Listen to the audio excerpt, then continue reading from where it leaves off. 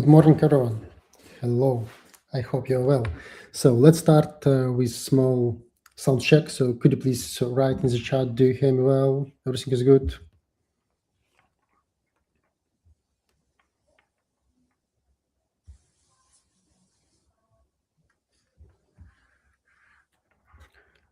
Well, at least I hear you very well, and probably most people do. I see in the chat that yes, Super. I do. Cool. Super. Okay, so let's speak today about the most, I believe, important way and important thing in each business and in PNL, about the hiring, about the employment, about our main resources, about people. So my name is Nicholas Petrovich. All my adult life, I'm working in finance, and the last 3 years, I'm a founder and CEO in company Galt Finance. It is fractional CFO. And what we're doing, we're taking all the data from the companies, from the bank accounts, ERPs, and transforming it into the strategic solutions, strategic advices to the founder, how he can increase his EBITDA or increase the relation of the business. So during the last many years, so we have several success cases. We have helped as for to increase valuation, as to increase EBITDA. So and basically it was due to many solutions, and the right hiring is one of them. And yeah, we're helping to clients on all the world, and during the last year, so we make a lot of different financial models, and we understood that yes, hiring is one of the most important things. So that's why today in webinar is my colleague Anastasia, who can tell more about the hiring. So Anastasia, the floor is yours. Thanks a lot, Nikolai. I was listening to you and thinking that, well, I'm so happy that actually I think we've been one of the first companies that has been helping you to hire people, right? And some of the first people in your sales team and maybe even in finance team have been also coming from us, which is extremely pleasant to see you grow. So I'm Anastasia. I've been in fintech actually for most part of my career. I've spent almost 10 plus years in fintech. Did lots of stuff in C-level, tried to change culture to improve leadership, to help company grow in general. And during my time in fintech, we've grown the company from 7 to 1,000 people. So I think that's like one of the biggest advantage of myself is basically seeing how companies from small grow to big corporations and what kind of challenges they have on those ways. And about EVOTYM, so at EVOTYM, we do work with financial companies, helping them to find talent across the markets in Europe and above Europe. And we do specialized recruitment. We help them with executive search when they need to hire somebody very specific for either a specific problem or a specific niche, product, market entry, and so on. We also do help a lot of companies trying to acquire new licensing. So, for example, Mika is quite hot for the past year and a half, and we did help quite a lot of companies find specialists for specifically licensing purposes. In addition to that, we also do staff augmentation when companies like you come to us and they say that they need IT personnel for projects or financial specialists for projects and so on. And we help them find those people for certain specific projects, which might be a couple of months long or might be a couple of years long. Been on the market for the past 6 years, 3 years focusing on fintech. We do work with 10 plus countries, have almost 100 clients at the moment. And the biggest advantage of us is basically having this database of 35,000 candidates around the world. So most likely when a client comes to us with a specific problem, we understand that we already have somebody in the database, or at least we have this knowledge of how to find those people and how to make sure that those people are the most effective ones and the most suitable for the jobs that you have in mind. Coming from the Baltics was the region where we started. We then moved to Dutch region, across Europe, covering most of the hubs, basically. And we do have quite a variety of clients, from small to big, helping them find any type of people in fintech that they require. So that's in a nutshell about myself.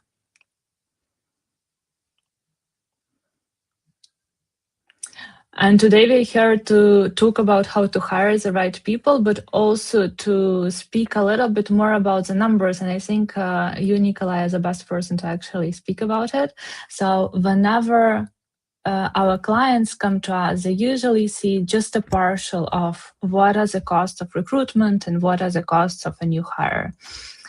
Today, I would like to challenge it a little bit with you and to discuss it how to calculate the costs behind the hire and how not to lose quite a lot of money on it.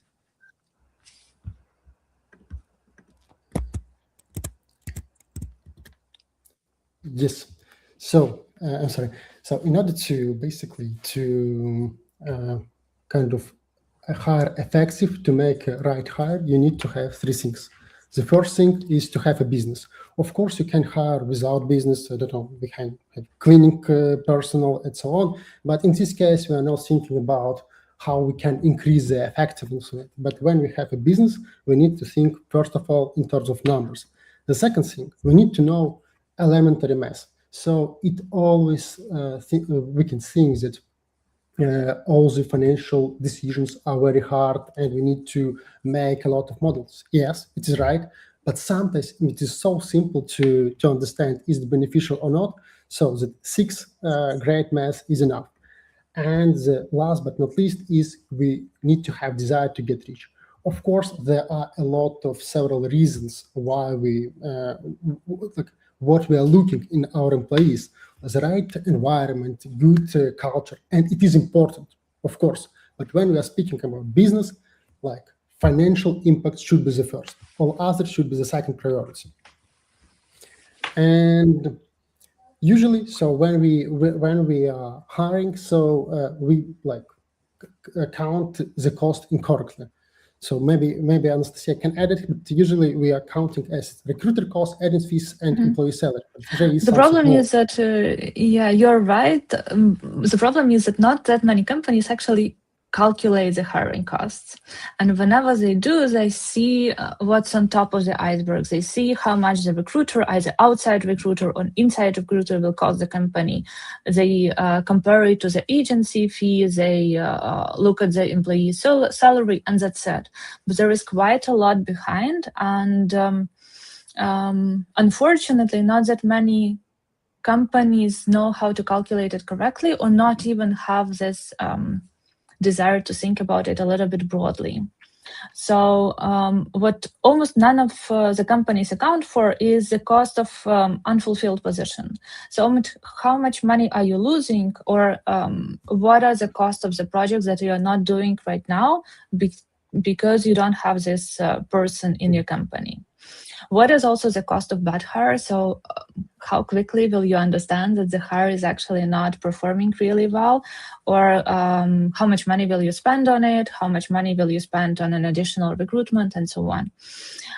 Sometimes we don't calculate it because we as CEOs or C-levels take that responsibility, and we think that, well, because I'm doing that job, there are no costs. But actually it's even bigger, because at that time you're not doing your job, and your job is probably most important and it costs much more money. And also you're losing opportunities around yourself, because instead of actually doing your CEOs or a C-level position job, you're doing some middle managers roles that you're taking on board. There is also the cost of a slower company growth, and it quite frequently influences the culture of the company or the attitude of people, because whenever you don't have somebody filling the gap, somebody else is filling the gap, and it's more difficult for people. They burn out more quickly. They're afraid that at some point they will also have to take that responsibility, and so on. So at the end of it quite a lot influences how people in your company feel, which is also extremely important. So what we would like to discuss today is actually that hiring might be not an investment, but not an expense, but actually an investment. And I will allow you, Nikolai, to actually talk about it a little bit more. Yeah, so I hope that investment at what point should be my second name. So basically, it should be investment in the company. You need to consider it as investment, but hiring is the most important one, because currently the main resource that we have, like in the modern world, is our employees. So, and yeah, sometimes employees are very expensive, sometimes employees are very cheap. So it depends on many factors, but we always need to understand, okay, I understand how big salaries, I understand how bonus and so on, but we can make decision, take this plate or not, only when we're considering both possible return and our cost. And the cost is kind of not like the cost for employees, kind of, it is kind of obvious, but always we need to count the cost of the unfilled position as well, because as Anastasia said, so while we don't have the right person in the right position, we are losing profit, we are losing the momentum, we cannot, maybe we can kind of skip some kind of possible way to grow. We have a huge risk, and we are like spending our time, and our time as founders, as CEO time should be the most expensive one in each company. So that's why we need to. Yeah, what I'll add here is actually that not that many people can actually see the cost of unfilled position, especially when you come to recruiter, for example. Recruiter doesn't understand it. So whenever you as C-level manager is asking a recruiter to hire somebody, explain what is the problem, why do you need this person right now, how much money will the person bring, or what is the outcome the person is reliable for. Because when it comes to head of sales, for example, that's understandable, or like salespeople. But there are also costs of unfilled position for almost every position. Even a recruiter, if you don't have a recruiter, you're not growing the team is slowing down, and so on. So it a little bit tricks your brain to change how you perceive the work and perceive the team development. But if you do it, every hiring decision will be much easier to the team and to everyone involved in it. Yeah. Also, we need to understand that bad hire costs more than the great hire. So, I mean, what does it mean? Great hire usually correlate with high salary, because it is very hard to find great person with cheap salary. So it is not the right, it is not fair. So, and always like entrepreneurs, they want to save money, they want to find the cheapest position, but sometimes it is really kind of, it is better to pay 10,000 to one employee and he will bring you 30,000 than to pay 1,000 and that it, and you will lose and lose 30,000 just because that person actually forgot to do something. Yeah, and again, you will spend more time, like your time. Your time as CEO is very, very expensive time. So when you are kind of demotivate all the team, so and so on, the kind of the losses are really big. So that's why when we're like looking at very like cheap salary, we need to think, okay, it is kind of how it can affect on all the company. What real costs could it impact on my business? Here, I would also add the cultural part. So one person who is not performing could be also influencing the performance of the whole team. First of all, if he is toxic, the team might leave and you will hire the next people, and it's going to be more expensive to sustain them.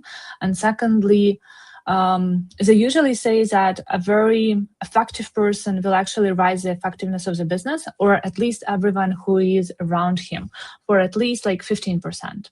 But if you put a person who is slow, lazy, and so on, it will affect everyone around him, slowing them down for 30%. So the effect is even worse.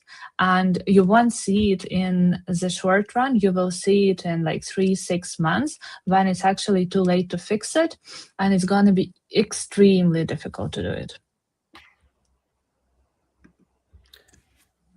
Yes, so rule number 4. So yeah, basically it is kind of as it was before, but So every role should have an expected ROI, and yes, it is kind of correlates that we need to consider is as investment, and we need to count it. So how we can do it. And here I want to add that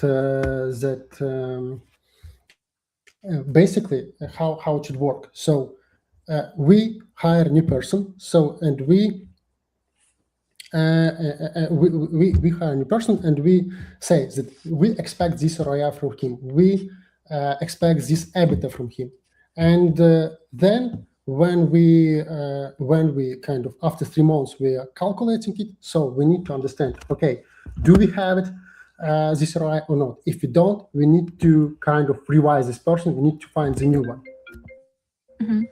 Can I ask you here to actually explain it in plain numbers? So if, let's say we are speaking about a salesperson or any other person that you have on your team, so how would you calculate it?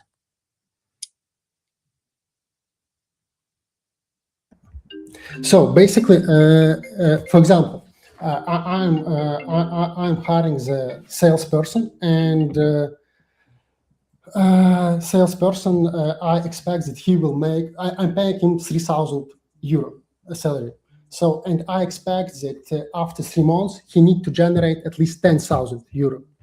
So, in order to have like the possible ROI, and if after 3 months he generate 5,000, yes, I can cover his salary, but still it is not my target. So, still with those numbers, I cannot scale the business. Mm-hmm. So, and yes, ROI. So in order to calculate, we need to kind of calculate our gross profit on total sales. So kind of what does mean gross profit? It means that we are kind of selling on like 3,000.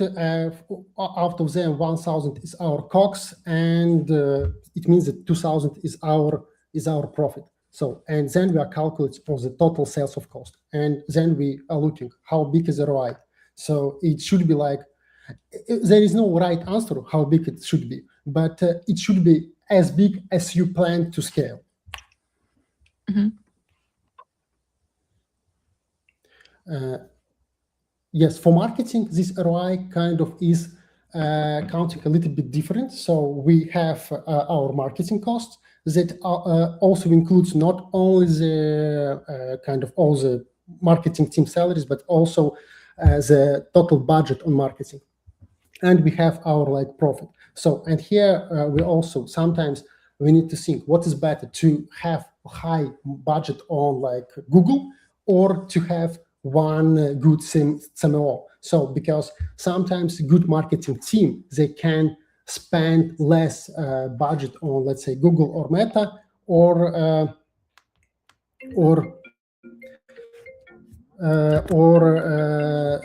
like to spend less money and have the same results. And if we are speaking about the product, so here we need to think, okay, how fast we can deliver like some product, how fast we can change it, how good we can change it, and how we can increase it on our client retention. And looking from that, we can counting our ROI. And there is Galt metric. So Galt metric is 3.0. So usually it is LTV over cost of acquisition, and this metric usually works for the marketing, but also it can work. I mean, what does it mean? I'm living in the world when everyone understands finance. That's why I sometimes skip definitions. What does it mean? It means that LTV, it is our lifetime value of our customers. Cost of acquisition is cost to attract a new customer, and it should be higher than 3.0. So usually, in order to scale business, it means that each your customer makes 3 times more during his lifetime than the cost to attract it.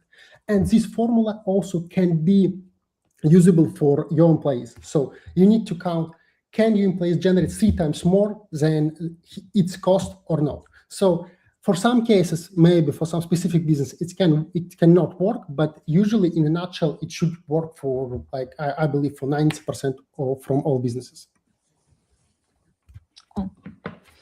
I'll take over and probably speak a little bit more about how to choose the right hiring tool for the job. And here we compare basically in-house recruiters or in-house team of recruiters to recruitment agency.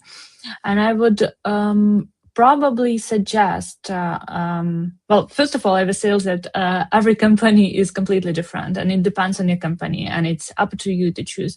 But I would say that if you have lots of positions which are quite similar, for example, every month you are recruiting sales managers or account managers or financial managers and so on, you should definitely have an in-house recruiter, because if you do something all the time continuously, most likely you'll save lots of money and you'll have this knowledge internally to do it properly. However, if you start to struggle with those positions, for example, many clients come to us when they're looking for sales managers. It looks from the beginning that there are lots of sales managers. When you come to the numbers, apparently there are not that many who are very professional. So in order to find those people, clients come to us. Also, whenever there is a very difficult position that you have to understand in detail. For example, it's a compliance manager that you need for your license, or a CFO, for example, that you need to solve a specific problem. Most likely, internally, you will be limited with the talent pool available. When you come to an agency, it's easier for us to open doors, because whenever we approach specific candidates, they don't look at it as just one opportunity at that specific company. They look at it as a door opener to hundreds of companies around the world, big and small and so on. And then while we are speaking with those candidates, we understand exactly who is looking for what specifically, and we can present your company in a certain way so that candidate would become interested. So getting that short, basically, it depends on the problem. If the problem is repeatable and you do it all the time, you definitely have to have a team which will be solving it. However, if the problem is quite difficult and you either don't have the skills, or you don't have the time, you don't have the knowledge, or you want to do it very urgently, you definitely need to ask for help. Mm-hmm.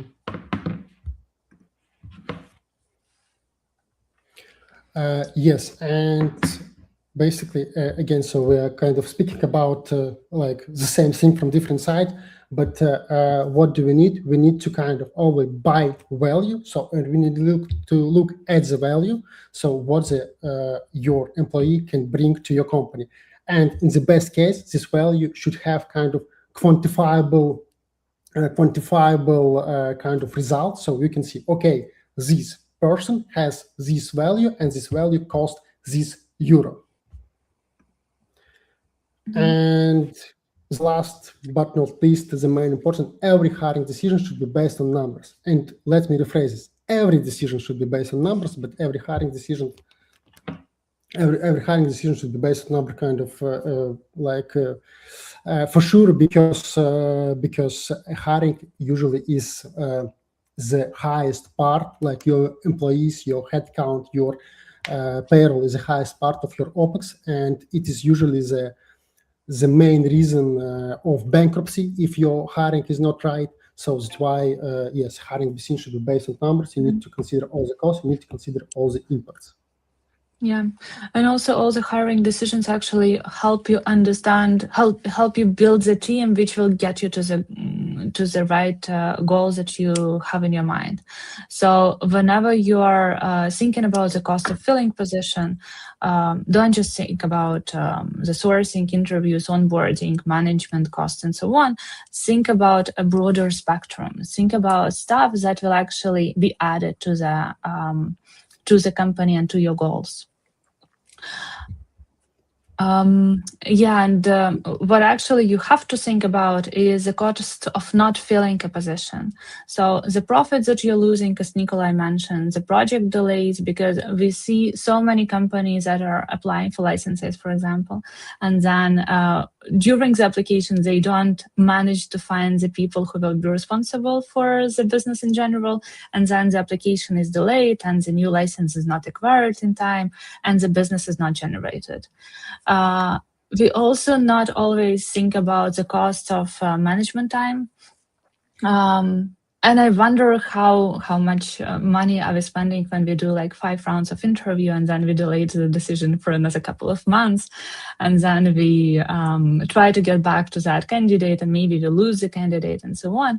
So try to understand why you need the person and if the person is right for you as soon as possible, and speed the process up. 5 interviews might be okay if you do them in a couple of weeks, but if you do it over a couple of months, most likely the candidate will just not wait for you.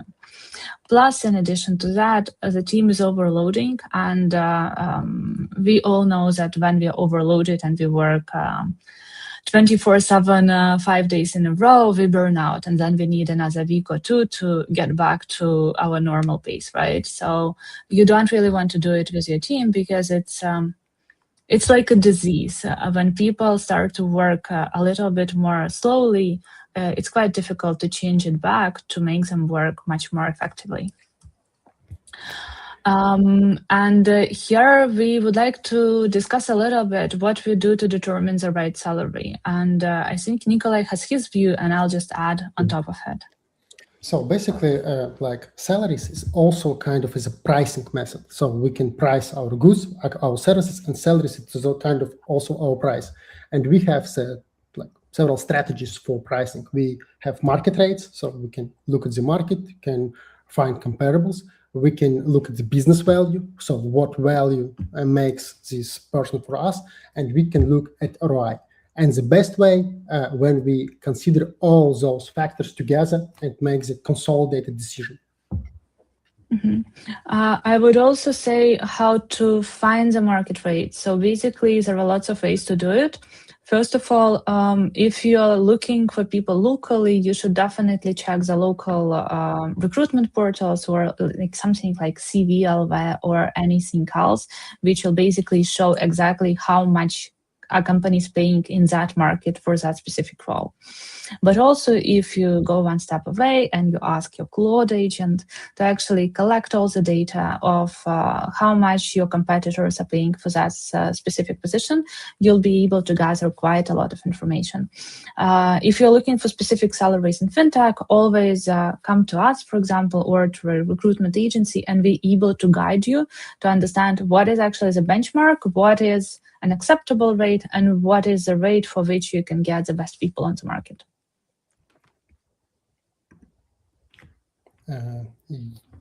Yes, so, and basically there is like one case that we can discuss. So it is, should employees in different countries be paid the same? And also I believe it would be good if we can share our experience. So on my case, I will pay the same salary because I'm considering the ROI. So, and doesn't matter, is this person in Kyrgyzstan or in Switzerland?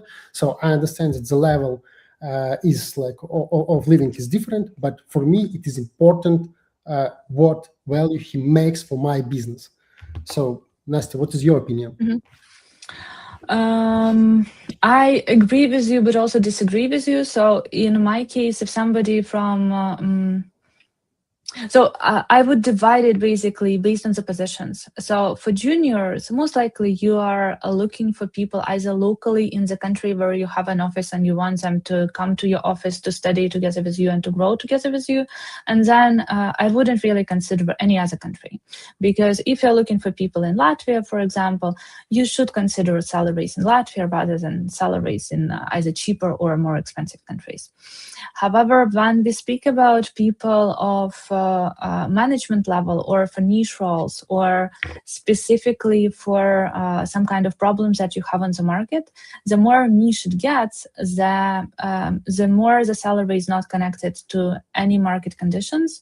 It's connected to how many people are there in Europe or globally in the world who do the same job. How much better is the candidate if you compare it to the general candidate in the market, and how much value he can actually bring. And then most of my clients who come looking for those specific candidates, it really doesn't matter for them where the person is located and what is the average salary in that country. They pay it according to the problems that he's solving. Yes, so it was kind of the all for today. So please scan this QR code and you will receive a lot of perks that will help you to make the right decision for hiring. So including calculator, including tips for hiring and so on. And if you have any questions, so we'll be happy to answer all those. Mm-hmm. And yeah, yes, I actually have to add, I've been looking at those documents and thinking that, well, it's so nice of you to prepare them, and we will definitely use them ourselves as well and share them with clients, because it really helps you reevaluate the hiring process in general and the money that you spend on it, and look at it a little bit differently. And even if you want to use it in the future all the time, just doing it once for one role that you have in mind right now will definitely help you think about it in the future properly. Yep. And I see one question. What's your opinion about paid trial tax in terms of finances? I don't like it. So the trial tax kind of, it is necessary for both of us. So, and we kind of, sometimes we are paying it by the time that we are spending to check this task. So, but the only thing that is important, if I want as an entrepreneur use this trial tax in the future to generate value, of course it would be fair to pay for it. If it is the task just to check your skills, then why I should pay? It is kind of the part of interview. It is my opinion. Mm-hmm. I probably agree with you. I also think that people nowadays don't really invest a lot in trial tasks. And what we see is that lots of those tasks are generated by AI, and it's quite easy to see that those are generated by AI. So if a candidate is looking for a job properly, I would actually suggest you invest in it as much as possible, because we as entrepreneurs definitely check it out, definitely see how different it is from the competition and the candidates who are also in the same process with us. And it helps us understand your thinking. And if you don't invest in it and use ChatGPT, we won't be able to see the thinking behind it. Okay, thank you very much. It was a pleasure to speak about it. Thank you, Nastya. It was really a pleasure to work with you. So I really hope that it was useful. The video would be in YouTube. So I really hope that you will have a chance to watch it one more time and to grab some useful information from it. Mm-hmm. Thank you very much for inviting me, Nikolai. It was a pleasure to speak with you about it and actually challenge my thinking about it as well. So definitely we'll be in touch. If you do have any questions for me specifically, just message me in LinkedIn. I'll be happy to answer all of those. Speak to you soon then. Thank you. Bye-bye. Bye.